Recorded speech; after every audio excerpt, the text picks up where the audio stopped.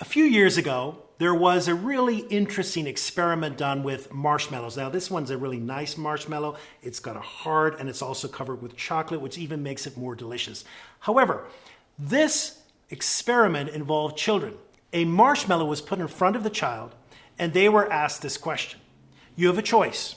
You can eat this marshmallow, or if you wait a certain length of time, I think it was like 20 minutes, we'll double the amount of marshmallows and you'll have two.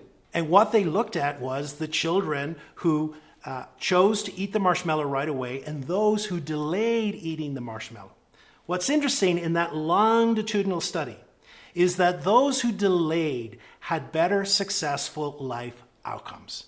And so today's episode looks at impulse control and how we can improve our impulse control.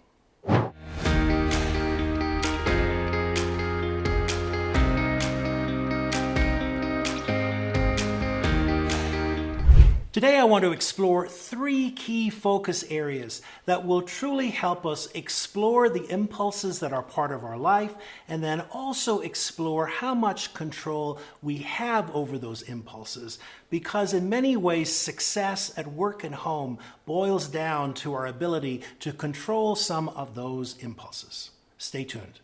The first area is self-awareness. Now, if we are going to explore our impulses and our impulse control, then self-awareness becomes a critical element in that. You know, so often we have behaviors that are so compulsive or perhaps are out of our awareness.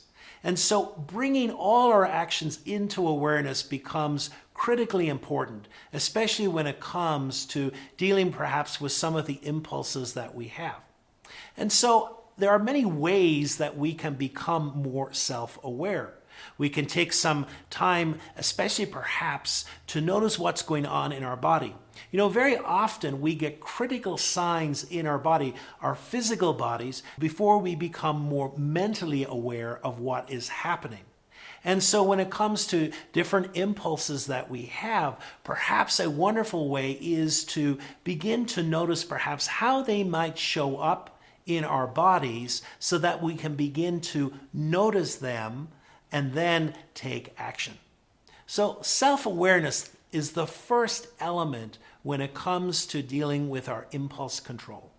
The second way is self-regulation, and self-regulation can cover a lot of different areas, but today I just want to focus on one simple action in self-regulation, and that is the power of our breath.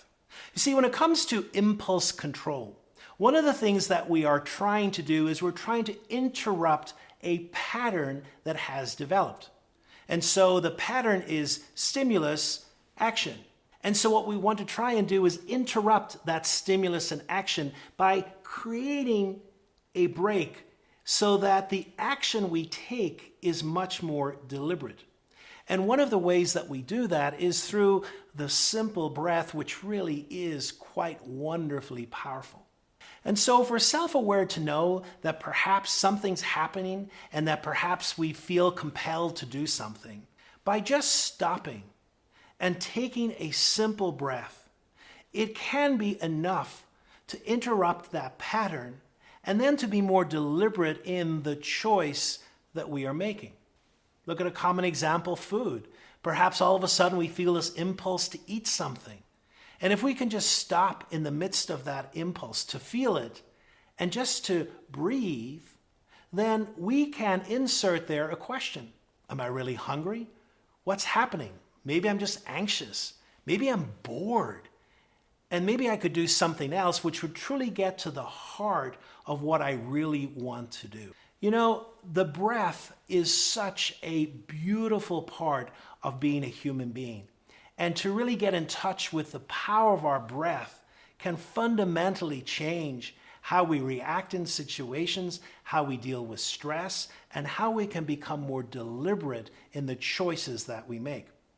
I created an exercise which is called the 7-second reset, which uses the power of breath to reset how we are in any situation. Today, I'd love for you to explore the 7-second reset. You can download it in the link below. It will truly help you in 7 seconds to introduce a practice that can help you put this break between stimulus and action. The third way that we can control our impulses is to be very aware of the physical nature of our bodies and what's happening within them. You see, there are a number of things that we know. First of all, people who get the right amount of sleep, who are rested, tend to be better at controlling their impulses. Well, that could seem very obvious, except that we live in a country that has a chronic level of sleep deprivation. And so if we are operating with a lack of sleep, it becomes incredibly difficult to control perhaps some of those impulses. The second thing also is the time of day. Now, there's been lots of research on impulse control, and we know that our control is strongest in the morning and weakest as the day goes on into the evening. And so therefore, it's important for us to really become aware that as the day goes on, that perhaps in the workplace towards a meeting in the end of the evening, etc., that we need to be careful about our impulses to say things or to do things or make decisions because our control is weakest in those moments of the day. So get enough sleep and also tend to front load things in the morning at the beginning of the day, and you'll be amazed by how much more impulse control you have. So there you have it. Would you have eaten the marshmallow right away, or would you have waited to get 2 of them? I'm not sure. It's getting late in the day. I've been filming all day, and I think I just want to break into this one in front of me. So hopefully today you got some concrete ideas of ways that you can explore your impulse control. And if you've enjoyed this video, I invite you to subscribe to the channel, to click the bell, because you'll be reminded when new videos are coming out each week, really around the areas of emotional intelligence and leadership. And if you've enjoyed this video, I invite you to click on the next one, which looks at how to control our emotions in the midst of an argument.